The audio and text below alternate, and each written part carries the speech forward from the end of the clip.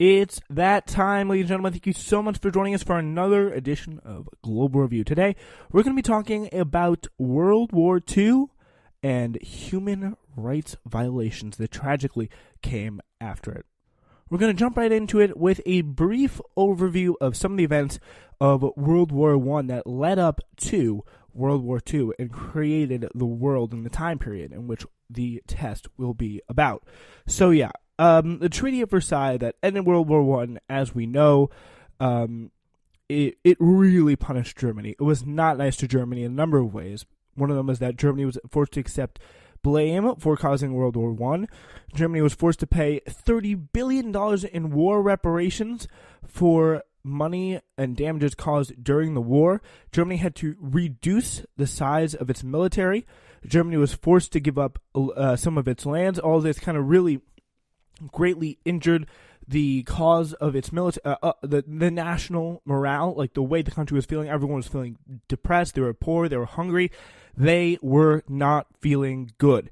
They wanted real radical change, and they wanted something to happen fast and someone to come along and restore their pride in their country that they once had in so much supply. Their national pride was in so much supply. All of it got drained during and after World War I, and that kind of set the stage for a really dangerous and awful regime in Hitler to take place. So, in order to provide Eastern Europe with self-determination, which is the right of ethnic groups to create their own governments, Austria, Hungary, and the Ottoman Empire were broken apart, and much land was used to create new nations in Eastern Europe, such as Czechoslovakia and Yugoslavia.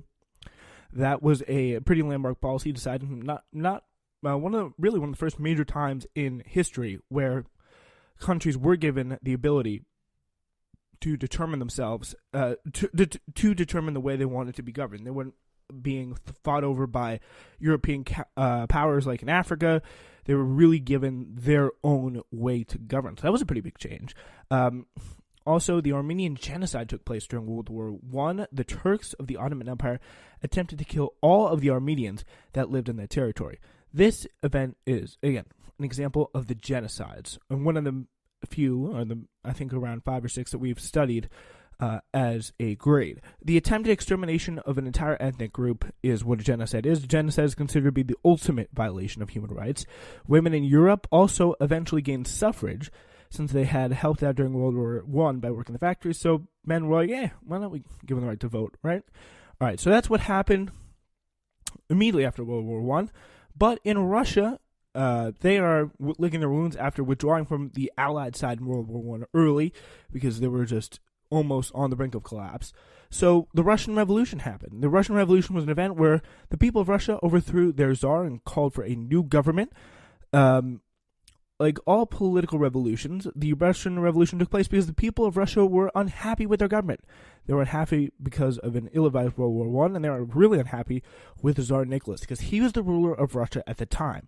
People thought that he had abused his power by taking away the rights of the people, asserting himself the divine ruler, and really just showing little to no respect or caring even for the regime, for the people of the regime and the well-being of the people of the regime, which the people of the regime did not like very much. So the revolution took place.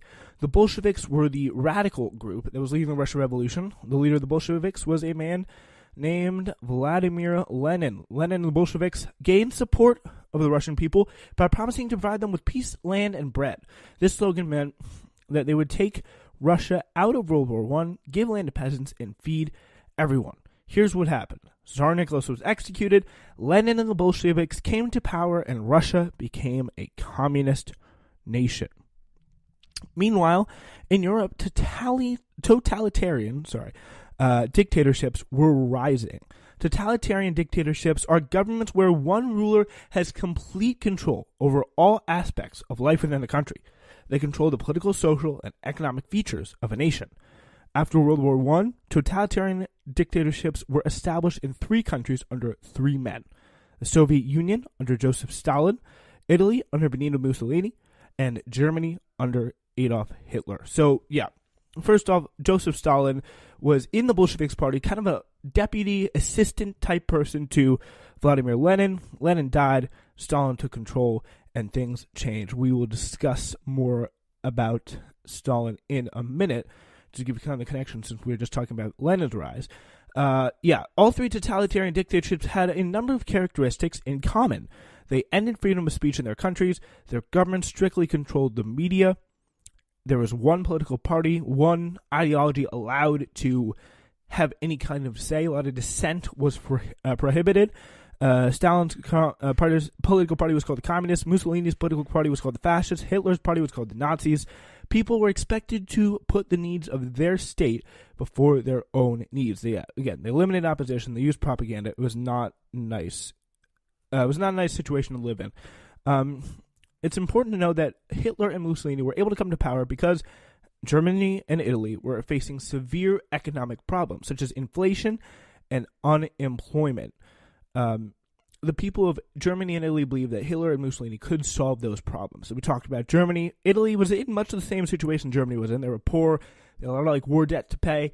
And they needed someone to really come in and, again, restore their national pride, put some money in their pocket and some food on the table, and maybe do a little bit of worse things along the way.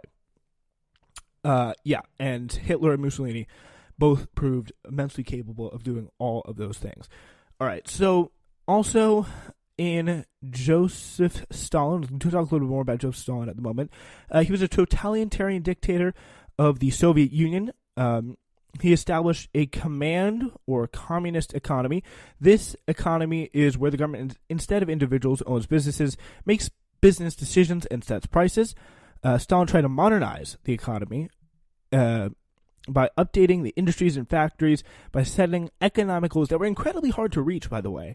People had to work incredibly hard for them every 5 years, and it really put a strain on the working class, which is not really what he wanted to have happen.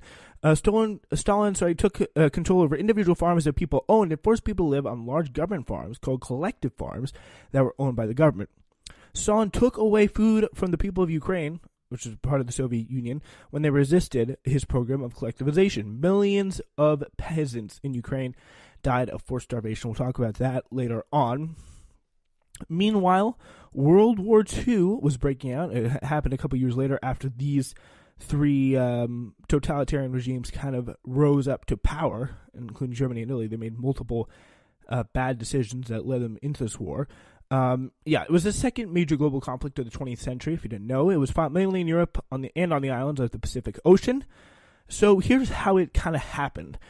Japan took over Korea, Manchuria, which is northeastern China, if you didn't know, and much of Southeast Asia in order to gain natural resources like coal and iron. So that was kind of their aggression, and they had an incredibly militaristic government. That's the key thing to remember. The government in Japan leading up to World War II was incredibly militaristic. They believed in the state as being all-powerful, somewhat kind of fascist in a way, but they also really were not afraid to kind of go out of their way and do some pretty awful things in order to prove Japanese supremacy, military supremacy, cultural supremacy, and they did some pretty awful things. Yeah, it was one of those things was the rape of Nanjing. It was a brutal event in which Japanese raped and killed Chinese civilians in the city of Nanjing. It was a major human rights violation, and people in Japan are still facing punishment for that today. Still apologizing because it was an awful tragedy and kind of representative of the mindset of Japan leading up to World War II at that time. Benito Mussolini invaded and took over Ethiopia in Italy, which really made a lot of people like the US, UK, Britain very nervous and mad at him for doing that.